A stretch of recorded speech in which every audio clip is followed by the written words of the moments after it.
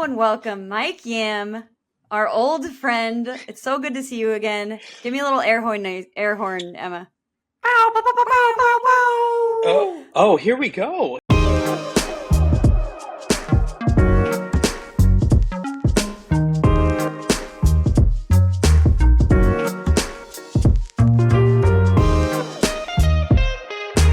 Welcome to Pack in Action, the only show covering your favorite teams as long as your favorite teams are also our favorite teams. I'm Ashtyn Butuso. This is Emma Weightman. Emma, where are they watching us right now? I mean, I assume they're watching us either on Samsung TV Plus or Pac-12 Insider on Amazon Freevee. Or maybe they're catching us after the fact on the Pac-12 Conference YouTube channel. Comment banana if that's the case. Sorry. Don't forget to follow us at Pack in Action Show on Instagram and the artist formerly known as Twitter. We have fun over there. Yes, and today we are going to have fun too because we have a jam-packed show. We have the iconic Mike Yam. We chat with a few players, of course, but first let's recap the last two games from this Saturday. Starting with the Beavs, we fell to Nevada, 37-42. That was rough stuff. Let's not sugarcoat it. This is not a team we should have lost to. The unfortunate thing for them is that I think it's just a personnel thing. Defense is very banged up. I think there's 7 defensive linemen out. And for now, we're just chalking it up to that. But Emma, the Cougs looked a little better. Yeah, they sure did. Ethan O'Connor gets my MVP of the game for that incredible pick six, which just gave us a lot of momentum to win the game and shoot us to 5-1. Loved the defense. Hoping Hawaii does a little bit less homework than Fresno did on our offense. So if you're watching this, Hawaii, do not prepare. You heard it here first. Okay, enough looking back. We are solely moving forward. We're talking to our first guest of the week, longtime face of the Pac-12, Mike Yam, who will for sure have some thoughts on the conference's future. Everyone welcome Mike Yam, our old friend. It's so good to see you again. Give me a little air horn, Emma. Bow, bow, bow, bow, bow, bow. Oh, here we go. Yeah. First of all, can I just tell you the air horn and the history of the air horn in the old Pac-12 network studio is very, very significant. Ryan McGrady, our old researcher, used to play that, like the actual, Emma, yours was great. I'm just saying like the actual one. He used to have a sound effect just to pump us up before the shows, and New Heisel used to love it. So this is the best way to start. Yeah, best way to start a segment. And suddenly it's right. Hello. No, well, Emma, you'd be on the hook to grabbing your guitar and singing for us. So unless you want to do that, you want to keep the mask on then. Yeah. Yep, gonna. No one wants that. Maybe next week. Maybe next week. So the last 12 months have obviously been wild if you follow college football at all. Sure. But for you launched the network originally, Pac-12. You were the face of the network, still the face of the network, really. The face of the whatever we call it now, conference network, broadcast team, whatever we're doing. But what are your personal thoughts on sort of just like the last 12 months and this crazy whirlwind of a year? Yeah, we live in crazy times. I think there's so much to, it's such a big question, Ashtyn, because as you guys know, just kind of following the game, the evolution of what we're seeing from an NIL perspective alone, I think is just one dramatic change. And then you throw in the transfer portal and trying to keep up with player movement. I would first say, number one, I'm a huge proponent of the NIL and the ability for a lot of these student athletes to monetize. Long overdue. The NCAA should be, quite frankly, a little embarrassed that they had fought it for as long as they did. The transfer portal is a little bit of the wild, wild west. And I actually think both of them are. I wish there was more guardrails around some of the stuff, but I think it's just a function of the state of college athletics. That said, it's been exciting to sort of track and even get back into college football a little bit. I missed my time covering the conference, was heartbroken when we saw some of these teams leave. But as you guys know, you guys are in the weeds on this stuff now, doing this show. The conference went from we're left for dead. This is the end of the league and the history and tradition. And by the way, it's hard not to feel that when you're left with two teams trying to scratch and claw their way back up. But Teresa Gould has done an amazing job. And now we're at a point of, I think, a lot of strength, to be honest with you. And I think that's a really exciting thing for West Coast football / basketball fans. Just knowing that I think there's a lot of interest. I think that there is a lot of real estate that is going to be very attractive when the broadcast rights go up. And maybe that's not the best place to go because people will be dorking out on, I'm happy to dork out on some of the media rights conversations, but going from left for dead to now all of a sudden a position of strength where you are able to now even add more teams, I think is just a huge win for the league. Yeah, no, that's actually exactly where we're going to go in a bit. So don't worry, we're going to dork out. But I would love to know, have you met Commissioner Gould? Are you in any of the room where it happens conversations? Oh no, Ashtyn. Well, yes, have met Teresa a bunch of times, and in fact, I think what makes Teresa sort of the perfect person for a position like this is the attachment to this league. When we launched Pac-12 Networks back in 2012, and Teresa was at Cal. And look, the proximity from our downtown studio to Berkeley was clearly close. But from an administrative perspective, she's one of, and I could say single digits count on one hand, the amount of administrators that made it a point to come into San Francisco to say, hey, would love to circle up with you, grab a coffee. Let's, how can I help? What are the things that we can do at Cal to really lift the conference and lift what you guys are doing at the network side? So when she was promoted into this role, I was excited because I think even from a college football, a business perspective, those are the boxes where she could check and double check, and those are wins. But I think from a people aspect, like she is a people person, willing to have those conversations, understanding that there's challenging dynamics that had been built over, quite frankly, over a decade. And I think sort of fixing some of those things is going to be a challenge for her, but clearly out of the gate, you can tell like she's attacking it in such a massive way. Yeah, it's nice to feel that kind of confidence that you have in her, and we as fans too. So pivoting a little bit, what is your dream media rights deal? Like, what do you want to see come out of that? Oh, in terms of the media rights, is that where we're at? Yeah. What's your dream? What's your goal? What do you want there? Look, I've been very, very fortunate, guys, to be asked to come back and help out from a CW perspective. And being on that team has been amazing. Being back in a building, actually, it's not the building that I'm used to because we're no longer in downtown San Francisco. But just to be around in San Ramon, so it's in the East Bay. Oh, sorry, I thought you meant the studio's in San Ramon too. Yeah, exactly. Okay, So I come up from, so, obviously I have my NFL Network duties and I head up every single week for the CW work. So Emma, I would love for the CW to get another piece of this. There's so much excitement. And I think, and this is kind of a twofold response here because you asked me about Teresa. One of the major challenges that the league had for basically from 2012 till when the league sort of, the network had ended was a distribution issue. And very, very quickly, you went from having limited availability, limited exposure to national exposure where you have 100% penetration in homes across the country. And I think there was a real battle internally from a university perspective, from a conference perspective. Do we take the cash? Is this a cash grab on media rights or is it an exposure thing? And being on the West Coast, watching a guy like Christian McCaffrey not get the Heisman Trophy and understanding like there are some logistical challenges for media coverage that the exposure piece is probably just as important in some ways as the cash piece. I would love for the CW to be a part of that. And, quite frankly, I do think that there's a lot of, whether it's the streamers, well reported Apple was involved and interested in rights to the Pac-12. Like I think you see an Apple, you see an Amazon, you see an ESPN, CBS, the Peacocks / NBCs, the Foxes of the world, get back to the table here and try to figure out a way to work with the league. Mm-hmm. Yeah, I'm very with it. I'm like the CW's done a great job. I mean, everyone at the CW is just like killing it. So I think the CW would be sick. I think we got to get you in some situation rooms. It seems like you've got a handle on all this. So yeah, absolutely. I want you driving the car. Emma and Ashtyn, if they bring coffee and that's there, I'm happy to sit in some of those situation rooms. That's like jet fuel. That's like dark coffee. Yeah, so it's a cold brew, which is my staple. I always drink cold brew. Okay. I want to sound tough. I said this to Mario Cristobal when he was still at Oregon a few years ago because we were having this coffee conversation. He told me he loved Cuban coffee, and I said, "How do you take it?" And he said, "Black." And I said, oh yeah, like that kind of sounds like kind of badass. I'm not going to lie to you. And I drink my cold brew black. So it makes me sound tougher. Mhm. And that's where I'm going with this. Like the cream and sugar, light and sweet. I might prefer the taste of that, but no, there's nothing better than Yeah. saying, no, I take my coffee black. I have something to Efficient. prove. I have something to Yeah. prove for no reason. Well, we appreciate you so much, Mike. Hopefully we can have you on again in the future. Anytime. I'm sure we will. And when we come back, we've got Wayshawn Parker. Stay tuned.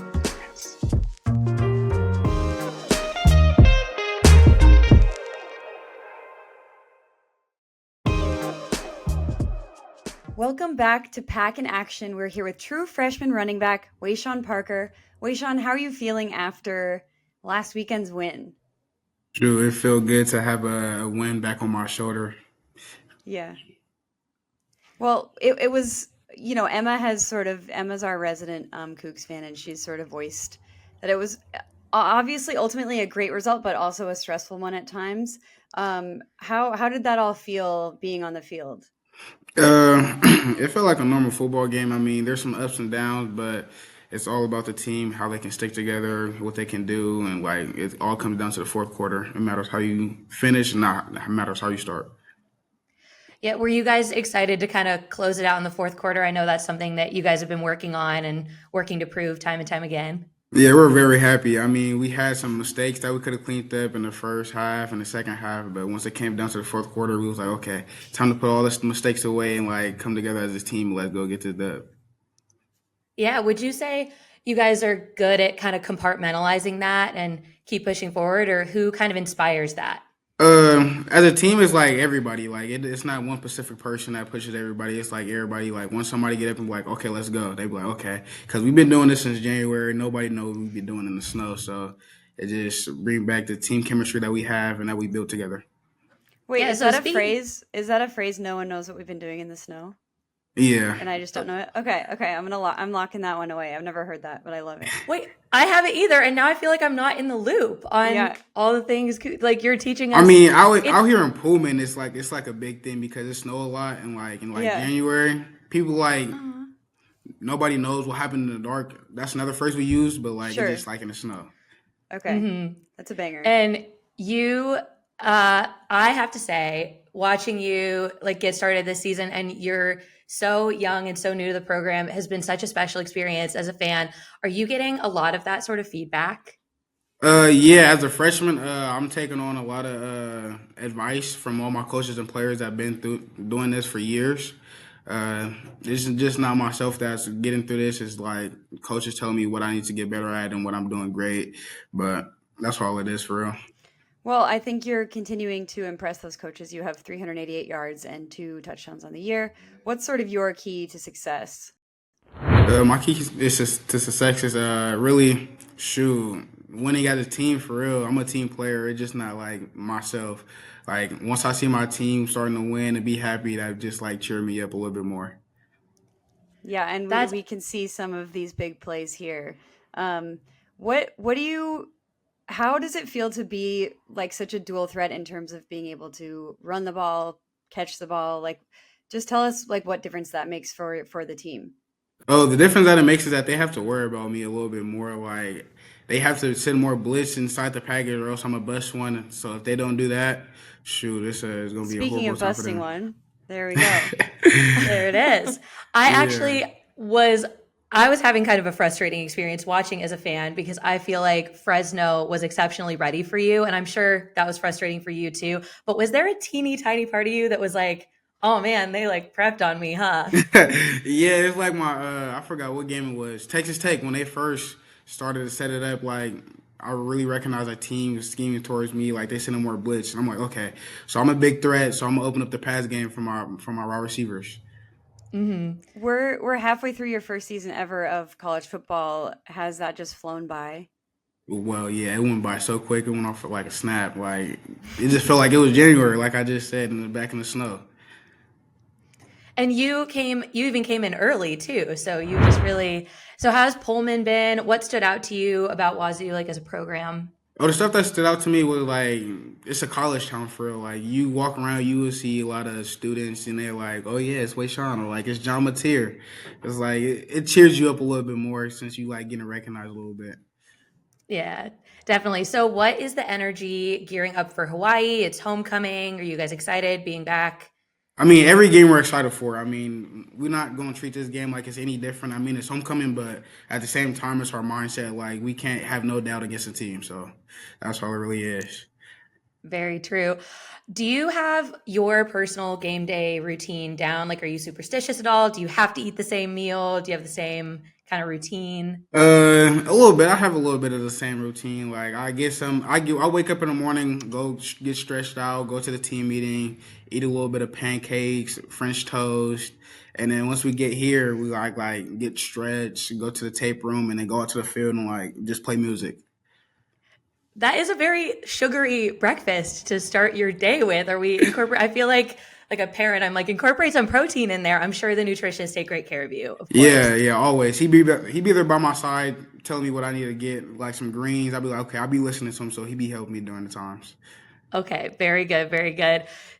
Awesome. Well, thank you so much, Wayshawn. It has been so great to talk to you and kind of get to know your process a little bit. We just can't wait to see what you got going forward. Thank you so much. Thanks, Wayshawn. Ah, what a sweetie. Yeah, well, it's all the pancakes and French toast, I think. Yeah.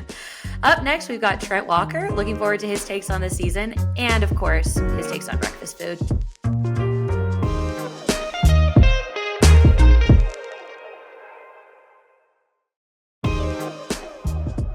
We are back with hometown kid Trent Walker. Welcome to the show, Trent. Do you prefer Sauce or Trent? Is it a, please my father is Mr. Sauce situation? What do you like to go by? Whatever anyone wants to call me. I know my mom likes Trent, and my dad calls me Sauce when I do good. Okay, what about when you're not doing good? It's Trent. Ugh, that must be brutal. Well, Emma and I are both Oregonians. Not at the moment, but originally. We know how fun it is to watch a Beavs team in Oregon, but how fun is it to play for that team? Yeah, it's a lot of fun. I mean, I grew up watching Oregon State, and I had season tickets, so it's kind of like a dream come true. So yeah, it's crazy how everything kind of just worked itself out. Oh, that's awesome. We were going to ask you if you grew up a Bees fan. So, do you have a favorite player from when you were growing up? Yeah, it was the Rogers brothers. Those were my favorite players. Yeah, Those are classic. good ones. Yeah, how could you? Yeah, it's hard to choose someone else. So we can just get straight into sort of X's and O's talk here. How has the passing game evolved just in the few games we've had so far? How have you seen it sort of change from what it was in fall camp to where it is now? Yeah, I mean, Vonnie and all the receivers as well as me, we've been working at it since he got here in the winter, and yeah, I think our connection is just getting better and better. We're constantly working our base plays, and it's just turning into explosives. Yeah, well, we're watching a big third down conversion here. I was going to ask, you're sort of the top target for third downs. How do you sort of approach a third down going into that pre-snap? Are what's your mindset there? Yeah, third downs are huge. I kind of look at them as game changers. If you don't get a third down, it could completely change the game, especially when they're 3rd and 10 and you only need a few yards. You might be able to go for it on 4th, but a lot of people don't realize how important third downs are. So every time I step up to the line with third down, I'm trying to get the first. So, is there an added pressure that comes with that, or do you just want to shake it off and get the job done? I don't think there's an added pressure. I think I've always wanted to be in the moment, and when someone needs to go to someone, I wanted to be that guy, and it kind of turned into that this year. So Yeah, definitely. we just got a note from one of our producers. We're going with Third and Trent as the nickname. Moving forward. You heard it here first. I like it. So, we know UNLV is going to be a pretty tough matchup. How do you bounce back after last Saturday's loss? Yeah, last Saturday was tough. We didn't come up with the win like we wanted to, but UNLV is a really good team, so we have to bounce back if we want to keep our season alive. What's the specific focus for the wide receivers room moving into next week? Just keep stepping up. Jam was out last week, so we had a little bit bigger of a role. So yeah, moving forward, we got to just keep stepping up and make plays. We know that UNLV is going to score That's sort of a no-brainer. And so, to offset that, you guys will have to score and make some big plays too.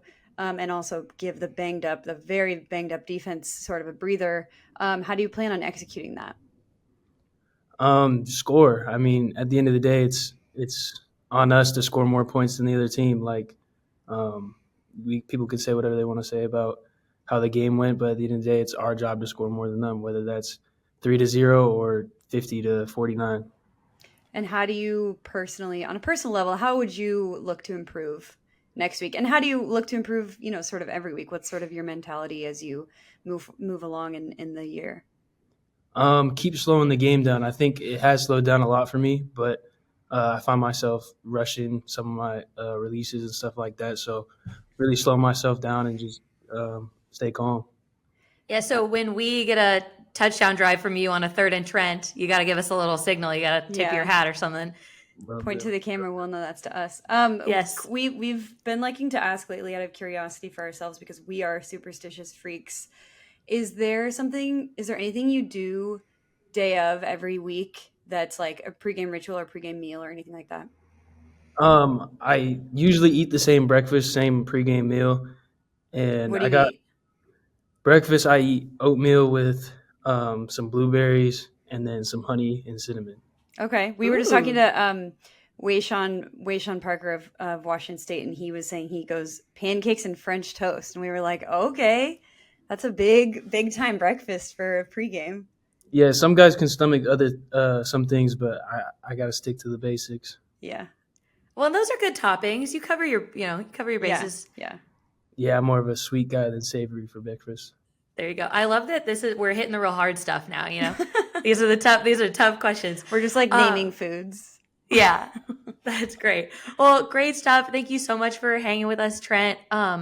Again, when you make a huge catch on Saturday, tell UNLV we sent you. You know what I mean? Yep. Will do. Appreciate you guys having me. Awesome. Great stuff and a very well-rounded breakfast. Yep. And as a pancake over waffle truther, I'm just glad to have some allies on the show. What? Whoa. Yes, waffles forever. I might have to quit. We just are opposite sides of the same coin. People forever, just do not know what they want. They think they want waffles. They don't understand. They haven't had the right pancake. I'm not going to get into this now. But yeah, we'll talk about this later. So we're halfway through the season, I think, officially at this point, and looking ahead, things might get only tougher from here on out for the Beavs because this week obviously there's UNLV at home, which is great. I'm eager to see if the Beavs bounce back, if anyone comes back healthy. But if that's not the case, playing teams like Cal, Air Force, San Jose State, Boise State, Washington State, those are all going to be tough opponents for the little Beavs. I believe in the Beavs for all of those games, obviously except one. Sure. But I think that the tides could be turning. I really do. I have belief too. And I think the Cougs got most of their games in the bag as well, except for that one. Yeah. Well, as far as Washington State schedule goes, I am excited for Hawaii and San Diego State, of course. But I'm even more excited for Utah State as I will be in attendance.